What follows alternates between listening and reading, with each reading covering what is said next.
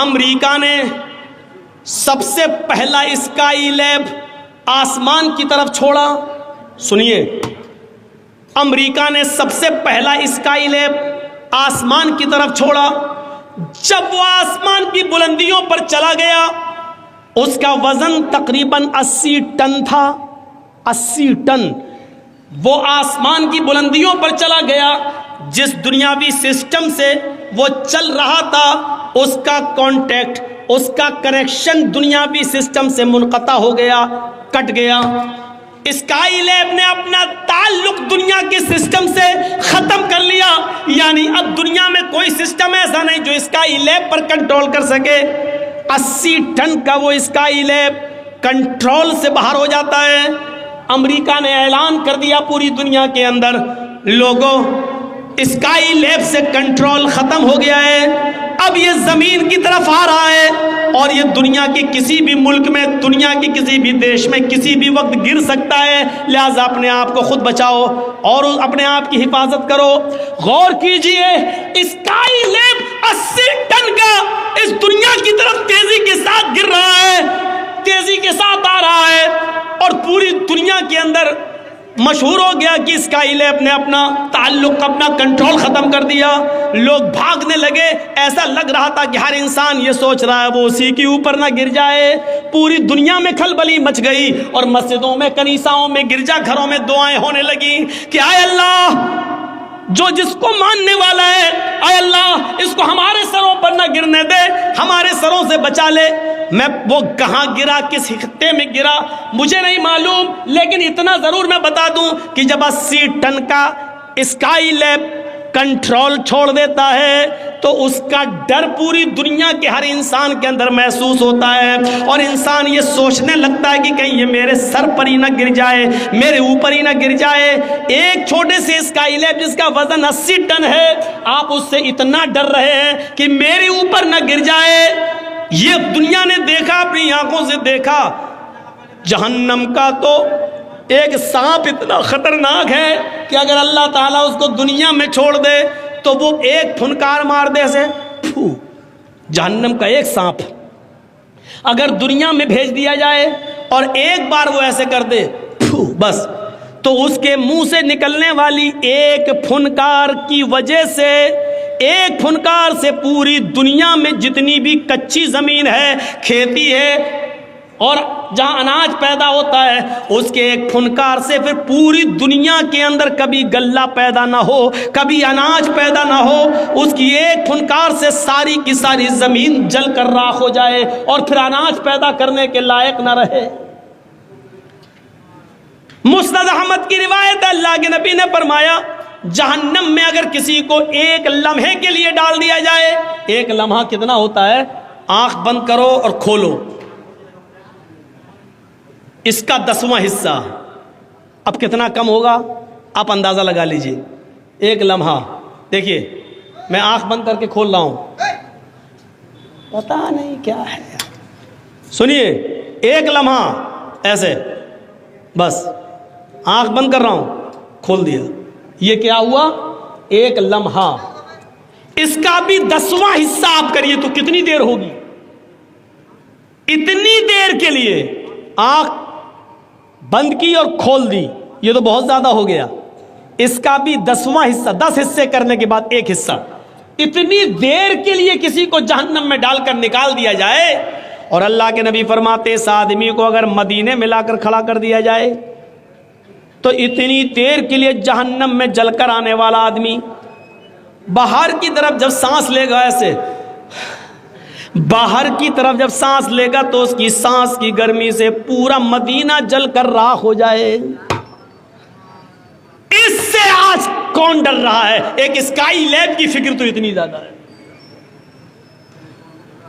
ہم دوڑ رہے ہیں بس دنیا کی طرف، ملے یہ دنیا، دوڑ رہے ہیں ہم. پیسہ پیسہ ہائے پیسہ، جس طریقے سے بھی آئے پیسہ. اس دنیا نے ہمیں میرے بھائیوں کتا جیسا انسان بنا دیا، کتا بنا دیا ہے. ایک بیل پڑا ہوا ہے مرا ہوا، گاؤں میں آپ کے ایک بیل مر گیا، مرے ہوئے بیل کا گوشت کھانے کے لیے کتا آ گیا. کتا اس بیل کو نوچ رہا ہے, کھا رہا ہے. اس مرے ہوئے بیل کی بدبو دوسرا کتا سونگتا ہے, وہ بھی آ جاتا ہے. مرے ہوئے بیل کو کھانے کے لیے جب یہ کتا آتا ہے تو پہلا کتا بھونک بھونک کر آنکھیں دکھا دکھا کر دوسرے کتے کو بھگا رہا ہے, یہاں تک کہ اس کو بھگا دیتا ہے. یہ کتا کتنا گوشت کھا لے گا؟ 2 کلو, 3 کلو,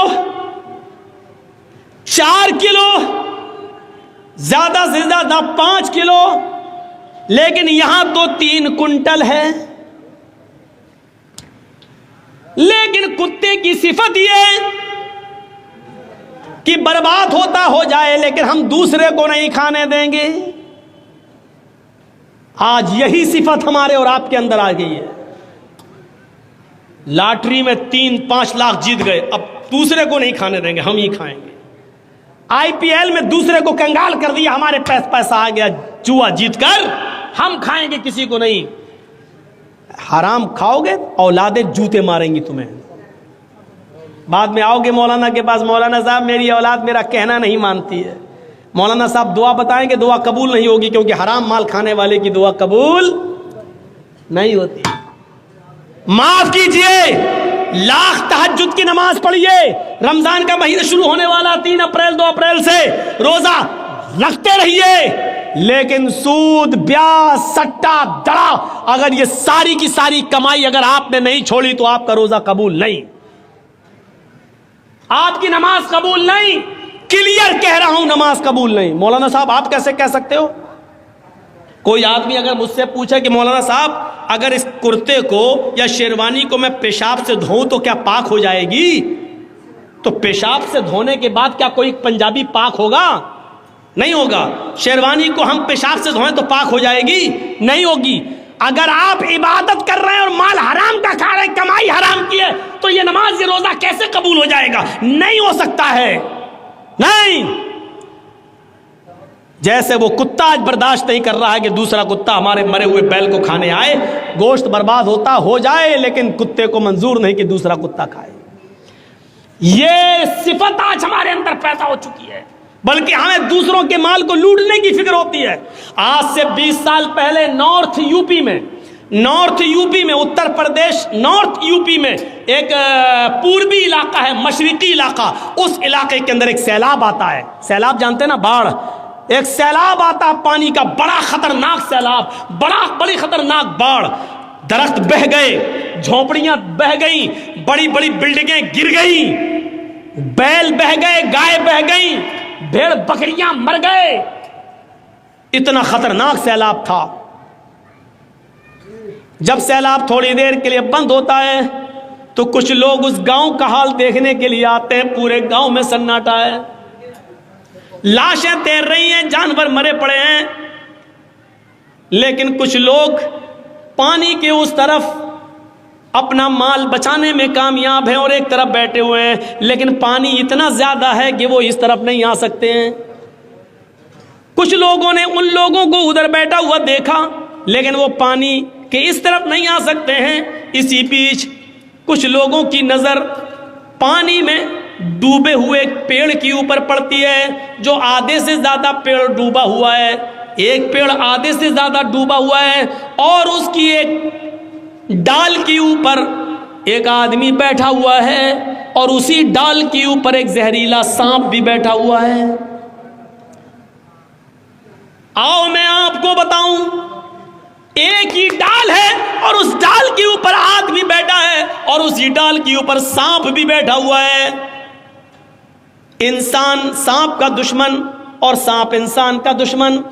ابھی یہاں سانپ نکل آیا, فوراً مار دیں گے, لیکن سیلاب کا خوف اتنا زیادہ ہے کہ نہ آدمی سانپ کو مار رہا ہے اور نہ سانپ آدمی کو ڈس رہا ہے. سانپ نے بھی اپنی آنکھوں سے دیکھا ہے سیلاب کا منظر, وہ بھی جانتا ہے کہ اگر تھوڑی سی بھی ڈال ہل گئی تو میں گر جاؤں گا اور نیچے پانی ہے, بہہ جاؤں گا, مر جاؤں گا. سانپ انسان کو نہیں کاٹ رہا ہے اور انسان سانپ کو نہیں کاٹ مار رہا ہے. اگر تھوڑی بھی ڈالی ہل گئی, اگر ہم نیچے گرے تو ہم بھی نہیں بچیں گے.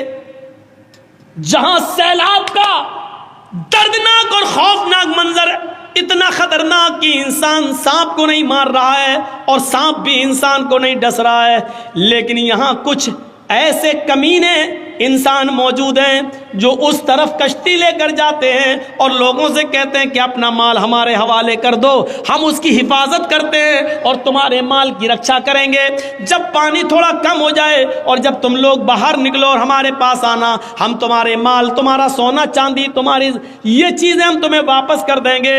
ایسے ماحول پر، ایسے موقع پر ان لوگوں نے ان کے اوپر بھروسہ کر کے اپنا مال ان کو دے دیا کہ لو یہ میری گھرستی کا مال ہے، یہ ہمارے کچھ کپڑے ہیں، یہ ہمارے بچوں کی کچھ کھلونے بچے ہیں، یہ ہماری بیوی کا تھوڑا سا زیور بچا ہے، اس کو حفاظت سے رکھنا، جب پانی کچھ کم ہوگا اور ہم باہر نکلیں گے تو ہمارے حوالے کر دینا، ہماری بستی تو ڈوب گئی، ہم جہاں اللہ جگہ دے گا ہم وہاں چلے جائیں گے۔ اور یہ لوگ